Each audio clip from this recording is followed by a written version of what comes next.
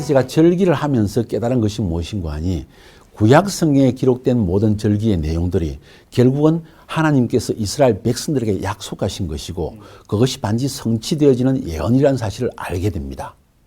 그리고 봄절기가 가을절기는 가만히 생각해보면 봄절기는 예수님의 초림에 관한 것이고 가을절기는 재림에 관한 것인데 이 모든 내용들은 결국 이스라엘 백성들에게 주신 예언의 성취와 연관이 되어 있다는 사실을 저는 알게 되어졌습니다. 그리고 마지막 가을절기를 연구하면서 깨달은 것이 무엇인가 하니 그 가을절기의 시즌에 하나님께서 전 세계에 흩어진 유대인들을 다시 고토 이스라엘에 불러들이시고 그들에게 구원을 베푸신다는 확실한 예언이 구약 가운데 특별히 절기 가운데 담겨 있다는 것을 저는 깨닫게 된 것이죠.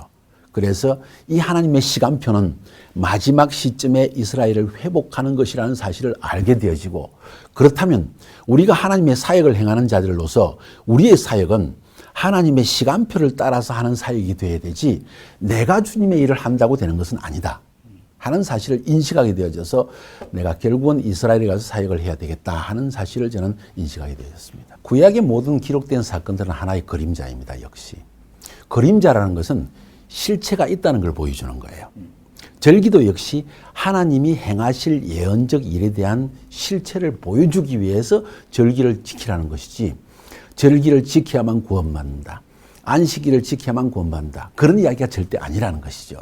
그래서 이 절기를 지키다 보면 절기 안에 나타난 하나님이 역사 속에서 행하시는 구원의 시간표, 구속의 시간표를 알 수가 있는데 우리 오늘날 제일 큰 문제가 뭡니까? 모든 크리스찬들이 하는 이야기가 세속주의에 빠져들었다는 것입니다.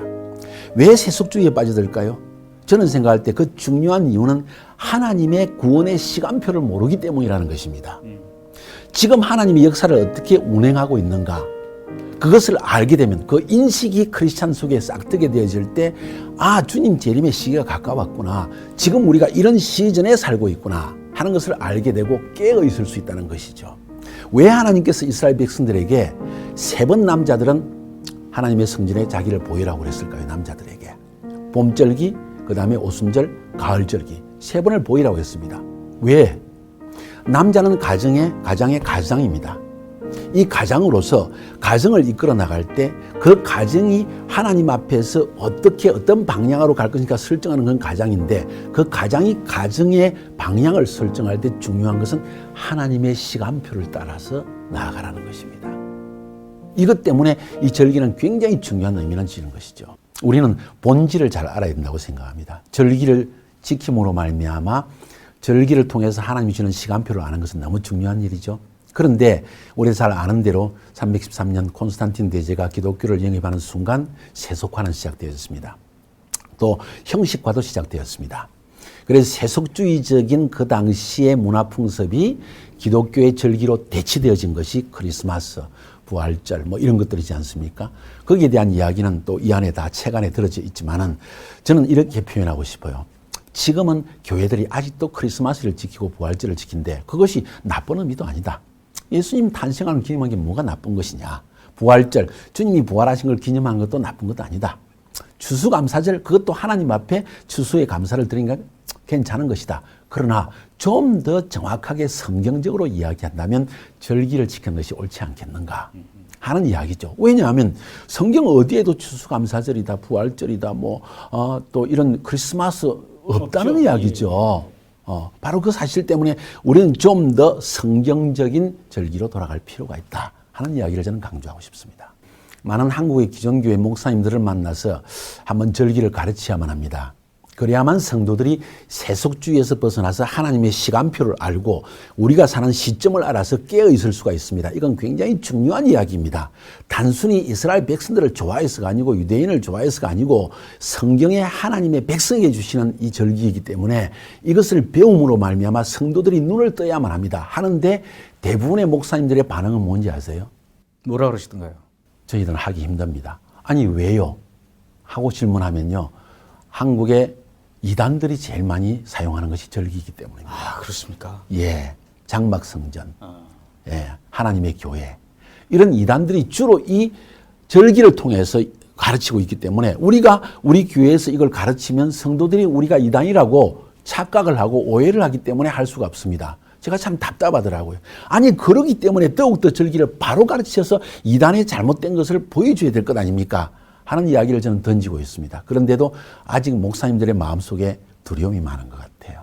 이 책을 만들어낸 이유는 하나의 매뉴얼이 있을 때 목사님들이 읽어보고 쉽게 나도 가르칠 수 있겠구나. 우리 성도들을 이렇게 양육해야 되겠다는 마음이 일어나게 하기 위해서 제가 이 책 여호와의 절기 하나님의 시간표라는 책을 만들어낸 것입니다.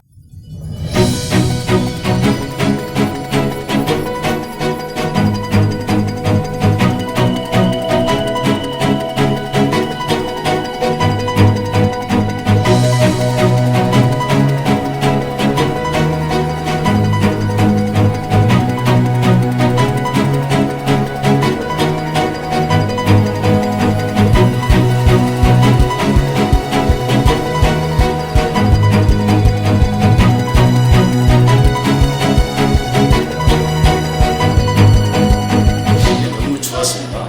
그래서 구체적으로 이제 이스라엘 성지 순회나 이스라엘 회복에 대해서 더 성경적으로 알았다니 너무 감사하고요. 이번에 그 세미나 기간을 통해 가지고 또 제가 새로운 면으로 좀 많이 알게 된 것 같아요. 특히 이스라엘의 그 지나온 역사라던가 처한 상황이라든지 또 앞으로 복음화시키고 하나님 앞으로 인도하려면 우리가 어떻게 해야 될까 진짜 기도 제목을 많이 안고 들어가고 이곳에 와서 다시 생생하게 모든 강사님들의 그런 강의를 들을 때마다 다시 제 마음에 뜨거움이 올라오면서 진정으로 이스라엘에 대한 파수꾼의 역할이 무엇인가를 다시 깨닫게 됐고요. 아카데미를 통해서 하나님의 마음, 이 땅의 그 쏟는 마음을 저희들이 알았고 12명의 강사님들을 통해서 풍성한 하나님의 그 말씀과 마음을 저희들이 받았습니다.